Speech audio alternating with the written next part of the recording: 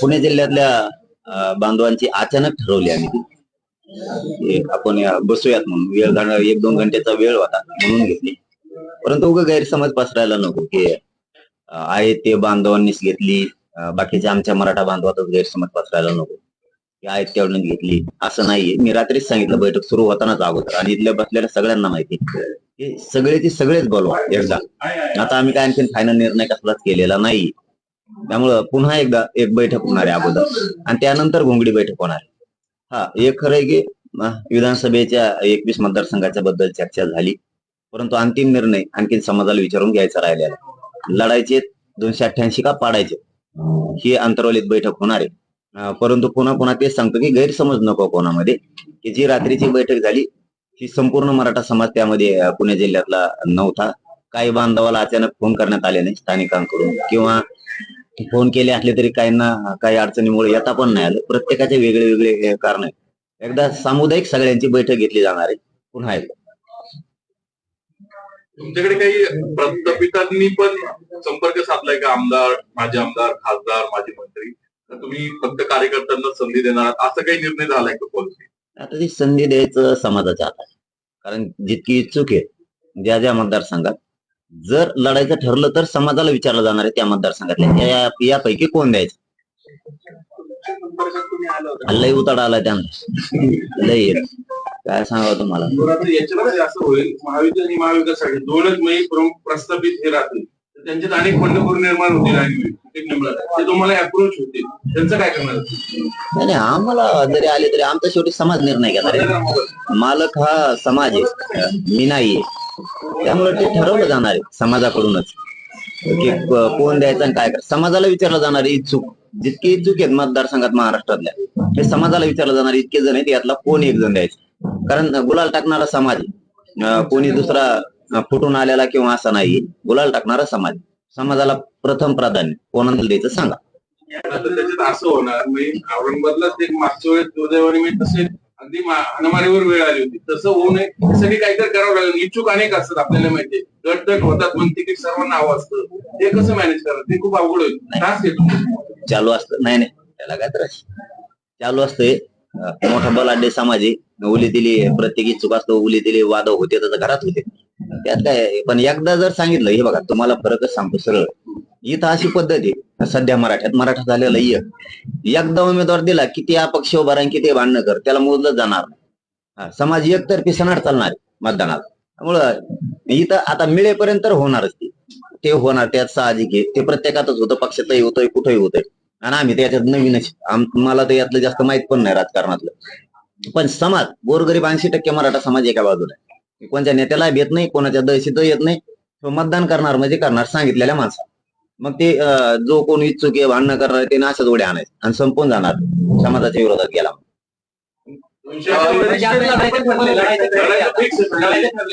त्यासाठी तर म्हणलं मी मोगा, जर लढायचं ठरलं तरच हा विषय.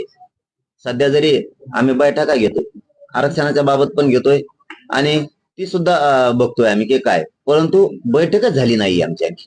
29 ला होणार होती, पण ते डिसेंबर मध्ये निवडणुका गेल्या, आम्ही पुढे ढकलली.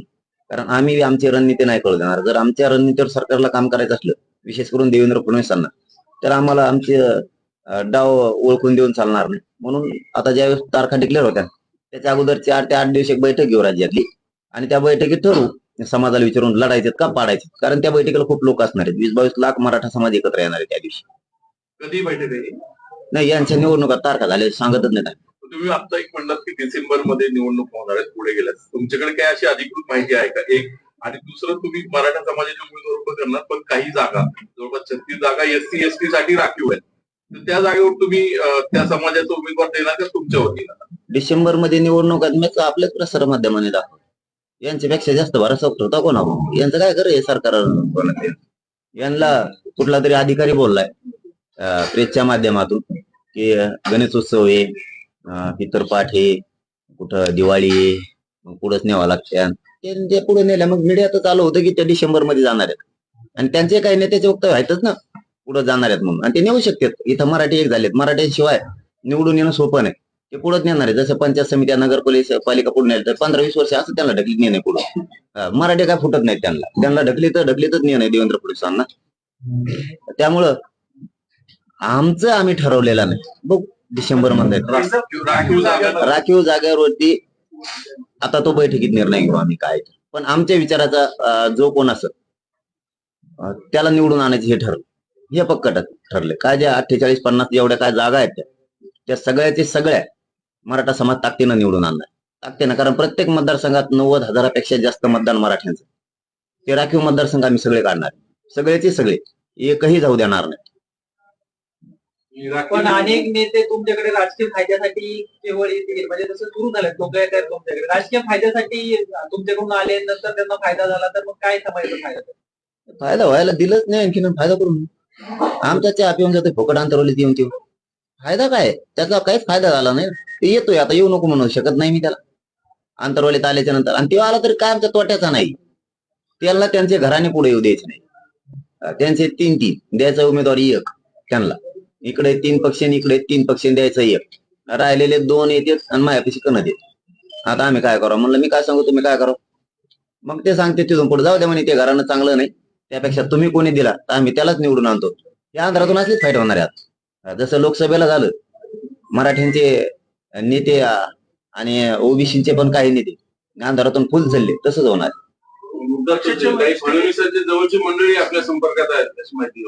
लय मोठे तर तुमची माहिती का? मीच सांगतो कसा करतो मला. लय मोठे फक्त मी आकडा सांगा नाही, कारण ते लय मोठे आणि तुम्ही गेल्यावर येते ते मीडियावाले गेले की लय चाबरे येत. ते आधी बघत येत मीडिया हाय का नाही का, आणि मीडिया गेला की चिटकलेच मला. रातभर झोपून देत नाही ते मला. लय येते ते. त्याला लय कटाळा आलाय हो त्यांना, कारण ते सांगते. मी मागे एकदा सांगितलं, जाऊ दे आज बी सांगतो. ते म्हणतात लय खुनशी येते. एकाला पुढं आणताय म्हणे, एकाला संपेत आहे. मला गेल्या वेळेस आणलं म्हणे, यंदा मागं टाकलं, दुसराच आणला पुढं. असं करताय म्हणे, ते आमच्यातच दुखून देत आहे म्हणे. अरे लय तक्रारी बेकार आहेत. मग मी आमचं जर ठरलं निवडणुकीचं कपाकप सांगणार आहे. आणि गुप्तस्फोट आहेत तुमच्याकडे, तेच त्यांनी सांगितलंय म्हणून. त्यांचेच लोक सांगतात ना हे काय करतो काय नाही. ओबीसीला बी कसं हाताखाली धरतो, ओबीसीच्या नेत्यांबद्दल काय बोलतो, ओबीसीच्या नेत्याला आशा काय लावतो, आणि मग समाजाचं आंदोलन कसं भरकडतो. म्हणजे समजा उदाहरणार्थ मुस्लिम समाजाचा आरक्षणाचा विषय, धनगर समाजाच्या आरक्षणाचा विषय, बंजारा समाजाचा वेगळा प्रवर्गाचा विषय, असे ज्या काही समाजाचा एक, राजपूत समाजाचा आहे, आता वडर समाजात सुद्धा आरक्षणाचा त्यांचाही प्रश्न आहे. मग असं ते ऑटोमॅटिक ते जे बसतोय ना त्याला नादी लावतो, आणि ते म्हणे आमचा समाज संपून टाकते. लिंगायत समाजाचे मोठमोठे नेते येऊन तेच सांगतात की ही परिस्थिती त्यांच्या हाताने केली त्यांनी. मराठ्यांबद्दलही त्यांना तसंच करायचं. जसं एका क्रांती मोर्चे 3 क्रांती मोर्चे केले त्यांनी, असंच त्यांना हे आंदोलन करायचं. पण आपण लय नमुने बाजी. हो, आपण फुटत नसतो. त्याच्या पैशाची गरज नाही मला, त्याच्या पदाची गरज नाही. तूच घेऊन येऊन टकोरीवर तिकडे पद घेऊन येईन, नाही तिकडे दिवे घेऊन येईन. इथं समाज काय म्हणतोय, समाजाचा आक्रोश काय, हे माझ्या समोरचं ध्येय, आणि ते मी कडीला नेतो. आणि म्हणून ती येऊन सांगतात तुमच्यासारखं पाहिजे राव. हे काहीतरी वेगळा डाव टाकतात, नाही तर मग जेलला टाकेन म्हणतो देऊ. ते एक लय सांगतात बघा, जास्त मला तेल आहे घराने, जेलला टाकेन म्हणते. म्हणजे उलशी एखादी बिल्डिंग बांधली तरी म्हणते जेलला टाकेन. म्हणजे इतकं दौषित आहे. मग ते लोक पळून जाते त्याच्याकडे. एक पंढरपूरचं तसंच नेलं दौसून. ते चांगलं चाललं होतं, त्याचा कारखाना का काय घातला होते. त्याला म्हणले तो आम्हाला ती पिढाच लावली, विडी का पिढी काहीतरी आहे ते, पिढाच लावली म्हणे. ते मला दुसऱ्या सकाळीच मी गेलो बाबा अजिबात तापत नको म्हणजे. आता असे लई येत, शेकडे नेत. रातची येणारे तितकं घरानं करतात, रात असती गर्दी नसती, असं डोकं पिकी मला झोपून देत नाही. झोपलं तरी फोटो काढते, झोपले आणि तेच टाकी त्यांचं पेजलं. पण सांगितलेलं ते सोपं नाही हा दादा. आता मी नाही उघड करत ते. त्यांचं सांगितलेलं ऐकलं ना तर असं वाटतं की खरंच असा नेता होऊन नेता असावा, पक्ष मोठा करणारा असावा. त्यांनी विकास काही करावा, काही वेळेस काही प्रश्न वरचीवर मारून नेले बी पाहिजे, नसतं होत. पण खुनशीपणा माणसांच्या बद्दल तुम्ही बळच लोक जमून नाही निवडून येऊ शकत हो. तुम्ही बळच, आता तुम्ही पत्रकार बांधव बळच आणल्यावर काय उपयोगी? किंवा एखादे बळच तुम्ही 100 नेते जमिले. 7-8 तर माझे मुख्यमंत्री त्यांजो आत्ता माझी फिजी असे धरून हे सगळे गळालेले प्राणी त्यांनी गोळा केले सगळे. आणि हे लोक मग ते नुसते चेहरे दिसते, टप्पूची टप्पू आहे. एक माझे उपमुख्यमंत्री, एक मुख्यमंत्री. त्याने नाही हो निवडणुका जिंकता येणार तुम्हाला. त्याने नाही, प्रेमानं मायानं तुमच्याकडे ते आले पाहिजे, मायानं आले पाहिजे. मग मात्र एक शिक्का मतदान चालतं. जसं की मला वाटतं त्यांना 106 आमदार निवडून दिले होते जनतेने. तसं तुम्ही लोकांच्या पोटात घुसा, लोकांचे तुम्ही कामं करा. तुम्ही कामं नाही करत. आता प्रचंड पाऊस झालाय मराठवाड्यात, हाल आहेत लोकांचे, हाल प्रचंड हाल आहे. तुम्ही त्यांचे ताबडतोब पंचनामे करणार नाही. पीक पाणी काहीतरी बघा ते लकडं ते करणार, त्याला ते नीट नसतं, काही नसतं, झालं वाटलं शेतकऱ्याचं. 2-3 वर्षाचे तसेच पडलेत आणखी. तुम्ही तात्काळ नुकसान भरपाई नाही देणार. एक जणाच्या शेळ्या अशा मेलेल्या दाखवल्या, तशा लाईनीत टाकल्या. हे बघा, ही परिस्थिती सोपी नाही. शेतात जनावर अडकलेत, हे बघणार नाहीत. त्यांना ताबडतोब सुविधा उपलब्ध करणार नाहीत. शेतकऱ्याला लाईट देणार नाहीत, पीक भाव देणार नाहीत, पिकाला भाव देणार नाहीत तातडीने. पाण्याचे विदर्भात, खानदेशात, मराठवाड्यात, पश्चिम महाराष्ट्रातला काही वरचा भाग, इकडे पाण्याचं उपलब्ध नाही करून देणार. कायमच्या सुविधा नाही देणार, कायमचं आरक्षण नाही देणार. हे देवेंद्र फडणवीसांचं हे वागणं त्यांच्या पक्षाच्या मुळावर येऊन बसले. ते आमचे विरोधक नाही, शत्रू नाही, सत्य सांगितल्यामुळे त्याला लागत. ते काय करणार, तात्पुरतं नादी लावणार, तात्पुरतं.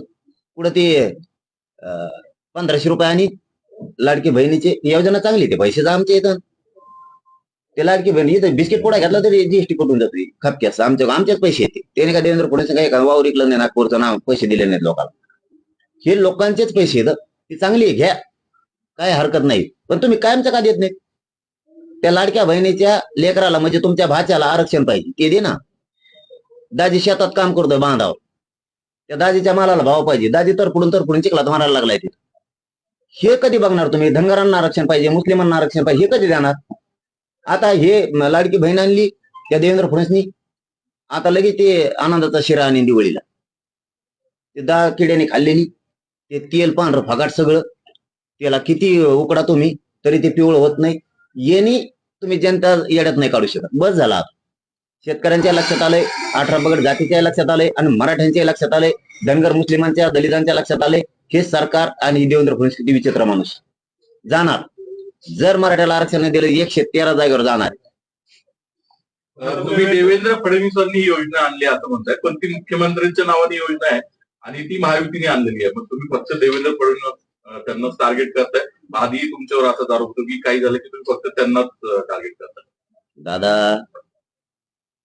येड्यातल्या येड्याला कळत, देवेंद्र फडणवीस सगळ्यांच्या मागे, त्यांच्याशिवाय पान हलवू शकत नाही सरकारमध्ये. पान चांगल्याच्या पत्त्या गोल केल्या त्यांनी, चांगले थोबाड बाहेर काढून त्याच्या भीतीपोटी मध्ये टाकून केसच करेन म्हणतो ते, मध्ये टाकेन. मग नाही का आता लपलं काढ उकरून ते 13 वर्षाचं. हे काय मी कोर्टातच आलोय, पुढं सापडा म्हणून ते, त्यात काय संबंध नाही. महा काही नाही, हे देवेंद्र फडणवीसची शाळा आहे सगळी. तू यासाठी नेमलेली, हे केले नाही. मी थोडंच काय होणार, मी हटणार नाही. मी जेलला जरी गेलो तरी हटणार नाही. तुझा दुमताच काढणार मी देवेंद्र फडणवीस, सोडणारच नाही. त्याच्याशिवाय काहीच होऊ शकत नाही साहेब. इथं काहीच एका मंत्र्याचं पान हलू शकत नाही, एका आमदाराचं सुद्धा नाही. एका पण, ते मुख्यमंत्री असू द्या, कोणी पण, उपमुख्यमंत्री कोणी असू द्या, करणारा तेच. गाडी बिघडली की फिटरच ते नीट करणारा. कोणचा नट कुंकड कोचीन भरोसाच नाही, पण गाडीच बिघडली. विचित्र माणूस आहे. सगळे सोयरेचा अध्यादेश निघालेला आहे, अधिसूचना निघाली, अध्यादेश निघण्याचं बाकी आहे. सूचना हरकती पण आलेल्या आहेत. तुमचं सगळ्यात मोठं आंदोलन त्यावरतीच झालं होतं. आता काय स्टेजला ते आहे? कधीपर्यंत ती अधिसूचना, अध्यादेश निघेल, सगळे सोयऱ्यांचा समावेश होईल? सरकारने तुम्हाला काय सांगितलंय आणि तुमचं काय त्या मागे फॉलोअप झालंय? देवेंद्र फडणवीस साहेब कोणालाच काम करू देत, ना कोणत्या आमदाराला, ना कोणत्या मंत्र्याला, ना सगळ्या सोयऱ्यांवरती, ना शेतकऱ्यांच्या प्रश्नावरती, ना गोरगरिबाच्या प्रश्नावरती. त्याच्या मनाला पटल तेच करतो, त्याला जे वाटल ते करून घ्यायला लावतो. त्याच्याशिवाय नसता 2-4 ते आमदार भिडीचं ते मुंबईत बसलेले, ते बिगर कामे, ते मराठ्यात फूट पाडायला सुरू करतो. आता त्यांनी एक अभियान राबवलं, एक दरेकर का कोणी, ती वरेकरच्या हाताने मराठ्यांमध्ये फुटा पाडायचा. देवेंद्र फडणवीस फक्त यासले चाळे करू शकतो, फुटा पाडणे. नसता मग जेलला टाकायच्या धमकीनं त्याच्याकडून माणूस गेली. याच्यातून पुरतं भाजप संपवायला फक्त देवेंद्र फडणवीस जबाबदार आहे. पुरं भाजप संपणार. देवेंद्र फडणवीस द्वेषी माणूस आहे, मराठा द्वेषी माणूस. त्याला इतका द्वेष आहे मराठ्यांचा की तो मिळूच देत नाही, आणि सगळ्या सोयरीच्या अंमलबजावणीचं कामही ते होऊ देत नाही. कारण त्यांनी धरले छगन भुजबळ हाताखाली. छगन भुजबळ पाठबळ देतोय, कारण सत्तेत देवेंद्र फडणवीस यांचे आहे. आणि त्या पाठबळातून सगळा जातीवाद पसरायचं काम, जाती तेढ निर्माण करायचं काम भुजबळच्या माध्यमातून फडणवीसांनी केलं.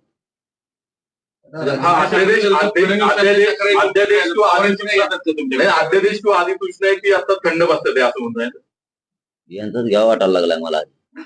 हो ना, ते काय आता मग असं झालंय सध्या. आंबेडकर साहेब म्हणले त्या दिवशी की माझं आणि देवेंद्र फडणवीसचं खोटं खोटं भांडण. मी म्हणजे याचा अर्थ देवेंद्र फडणवीसचा माणूस. तसं झालं ना त्याचा अर्थ. ते तिथून नांदेडला गेले, ते म्हणले शरद पवारचा माणूस. लगेच दुसरा नेता उठला त्यांचा, ते म्हणे हे काँग्रेसचा आहे, कुणी म्हणतो उद्धव ठाकरेचा आहे. अरे बाबा हो, इतक्या दिवस वर्षभर आंदोलन चालू शकत नाही माणूस कोणाचा असल्यावर, आणि ते बी तितक्याच लाखात लोक, आणि ते बोलतच नाहीत आरक्षणाच्या विरोधात. तर काय बोलू त्यांना? बोलून बघ म्हणा, मग दाखवतो का. जेव्हा बोलून त्याला मी सोडत नाही. आता ते बोलतच नाही तर बळच काय बोलू? बळच भांडण विकत घेऊ? मी काय देवेंद्र फडणवीस बळच भांडण विकत घ्यायला? तो बळच भांडण विकत घ्यायला लावतो त्या छगन भुजबळला. मी नाही ना तसं करू शकत. मी पुन्हा पुन्हा या प्रेसच्या माध्यमात सांगतो, देवेंद्र फडणवीस आमचा शत्रू नाही, विरोधक पण नाही. वागण्याची पद्धत चांगली नाही, मराठ्यांचा द्वेष चांगला नाही. आरक्षण द्यावं, मला राजकीय भाषा बोलायची गरज नाही. आता त्यांचे बराळा सुरू होते 4-5 जण. मी राजकीय स्टेटमेंट करायला लागलो, मी राजकीय बोलायला लागलो. बोलत नाही. तुम्ही मराठ्यांचं आरक्षण देऊन टाका, राजकारणावर एक शब्द सुद्धा बोलत. पण तुम्ही नाही दिलं की मी तुमचं सगळं काढणार. राजकारणावर बोलणार म्हणजे बोलणार. तुमच्या घोंगडी बैठका होणार आहेत, कशा तयारी करू, कुठून सुरू होणार? उद्या परवापासून 5 तारखेपासून गेवराई तालुक्यातून होणार आहे. बीड जिल्ह्यातला गेवराई तालुक्यातून उद्या त्याचा शुभारंभ आहे. पूर्ण राज्यभर प्रत्येक मतदारसंघात आम्ही त्या घोंगडी बैठका घेणार आहे आणि तयारी करतोय मराठा समाज. सामान्य मराठा समाजाची लढाई, त्यामुळे सामान्य मराठा समाज सगळा बाहेर येणार. आता काय ज्याला गरज नाही, ज्याला पक्षाची आणि नेत्याची गरज आहे, तो नाही येणार बाहेर, कारण त्याला जातीची गरज नाही. कारण ती अवलादच राजकीय पक्षासाठी काम करणारी, गोरगरिबांसाठी, गोरगरिबांच्या लेकरांसाठी करणारे काम नाहीये. त्यांना पक्ष आणि नेताच मोठा व्हावा वाटतो, कारण ते पक्षाला नेत्यालाच बाप मानतात, जातीला ते बाप मानत नाही. ते नाही निघणार बाहेर. आणि जे जातीला मानतायत, मग तो श्रीमंत असो किंवा गरीब असो, तो सगळे बाहेर पडणार आहेत घोंगडी बैठकीला. सगळेच सगळे, कोणही घरात बसून राहणार नाही. अध्यादेशाचं सांगितलं ना. म्हणजे आता तो सध्या थंड बसतात आहे. काय काम चालू आहे असं? हे बघा, जी अधिसूचना त्यांनी काढली ते 2012च्या कायद्यात दुरुस्ती करून मराठ्यांना ओबीसीतून आरक्षण देण्यासाठी सगळ्या सोयऱ्यांना द्यायचं. म्हणजे काय की ज्या मराठ्यांची नोंद सापडली त्याच्या सोयऱ्याला द्यायचं. म्हणजे त्याचं कारण पण तसंच आहे की त्याच्या सोयऱ्याचा आणि त्याचा व्यवसाय एकच, म्हणजे मराठा आणि कुणबी एकच. तो अध्यादेश पारित करायसाठी सगळ्या सोयऱ्यांना त्यांनी दिले, अधिसूचना काढली. पण देवेंद्र फडणवीस कामच करू देत नाही कोणालाच. ना आमदाराला बोलू देतोय. एक उदाहरण देतो तुम्हाला. परवा नाही, 8-10 दिवसापूर्वी त्या भाजपाचे 5-7 आमदार बाहेर आले.